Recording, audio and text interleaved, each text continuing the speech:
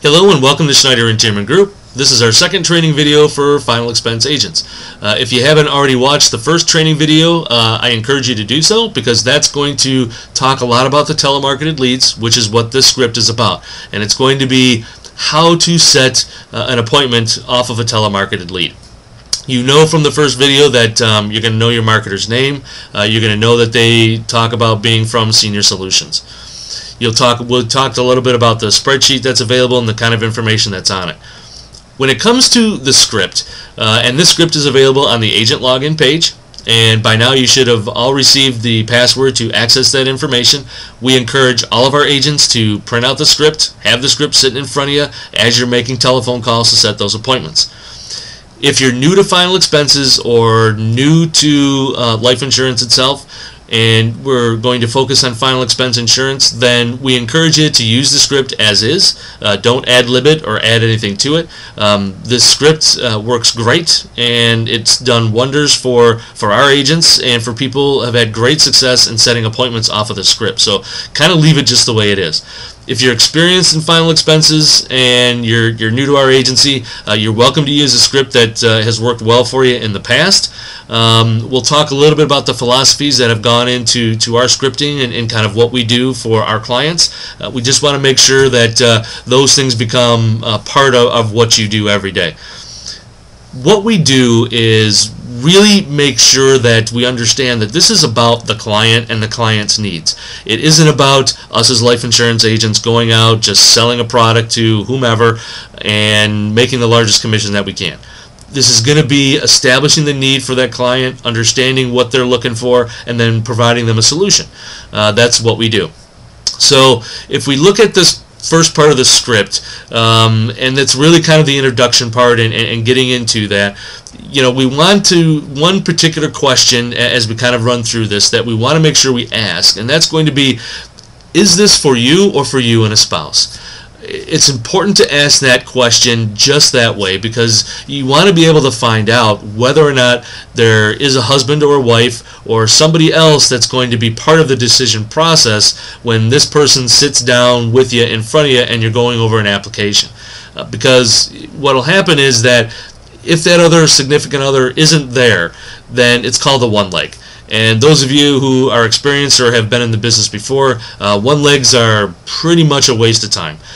Because by the time you're ready to go, you always will get the objection of, well, I need to talk to my husband about this first, or I need to talk to my wife about this first, or gee whiz, my son or my daughter takes care of all this stuff. I'm going to need to talk to them before I do anything at all.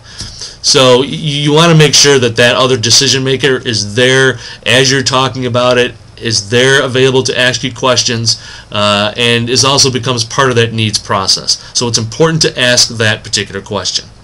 The next part of it's going to be establishing some rapport with that client while you're right there on the telephone. And one of the questions we encourage all of our people to ask, and it's certainly part of that script, and that's, do they have something set up for themselves already for final expenses? The reason you ask that question is you trying to get into the mindset of that particular client. If they say, no, I don't, okay, great, the next question is going to be, have you looked into the cost of final expenses? And what did you want to do for final arrangements for yourself? Were you looking for a cremation or an earth burial? Because that will give you an idea of the kind of presentation you're going to be giving once you set this appointment. It also gives you a little bit of an insight on what's happened to this particular client. Perhaps somebody has recently passed away and they were involved in that and they know exactly how much it's going to cost. Or they've driven up to their local funeral home and they've already found out, yes, it's going to cost me X number of dollars in order to have this accomplished. So you want to be able to find that out while you're there. I mean, that's part of developing the rapport. The other thing is going to be, what did you want to do for your family? And you want to be able to know that because, again, it's going to kind of bring out the information of, well, my son and daughter always takes care of this, so I want to make sure, that I leave something for them. And if that's the case, hey, great, keep that information and know and remember everything that you're gathering during a question phase of it and the rapport part of it, because you may need that when it comes time to setting up that particular appointment, and you certainly might need that when you're getting to the house to actually give the presentation. another part of developing rapport is you want to take literally a few minutes and talk to that client. Perhaps tell them a story of something that's happened to you or experiences you've had in the past that they can relate to, and things like that. I mean, you want to be able to develop a rapport and develop that trust. It's going to go a long way when you're going to set that appointment. Now, as the script goes on, I mean, you'll see some objections that are also built into it. The one part of it that I did want to at least discuss during this part of the video, and that's really two things. Cementing the appointment being the first one. The second part is going to be making sure that you have all the decision makers in the house. From the rapport questions, you'll know whether or not they have a son or daughter that takes care of everything, or the husband or wife's going to be there. So as you're setting the appointment and setting the time, you want to be able to add as part of that in the script, if there's two people, to say, okay, is for both Jim and your wife Jane, it's going to be about 10-15 minutes tomorrow between like 11 and 12, or I've got 2 to 5, or whatever the time frames might be on your own schedule, available for the three of us to sit down for about 10-15 minutes to kind of go over this information. You want to make sure that you're using that other person's name, and you're specifically saying the three of us to sit down to kind of go over this information.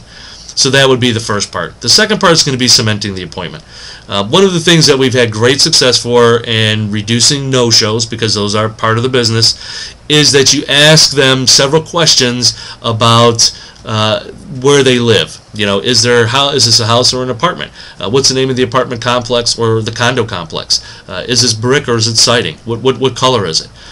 Will there be a car parked out front? What kind of car? Okay, what color is the car? You're asking those questions, and for yourself to make sure that you find the actual right house that's there, but it also sends a pretty clear message to that client that, wow, he's asking me all these questions. I mean, he's really going to be here tomorrow. And that's what you want to be able to establish. So again, I encourage you to get onto the agent login, print out the script, go through that, memorize. You don't have to memorize it, but at least read it 3-4 times before you actually sit down and make some phone calls. But have that sitting out in front of you. You'll do great. We'll talk to you soon.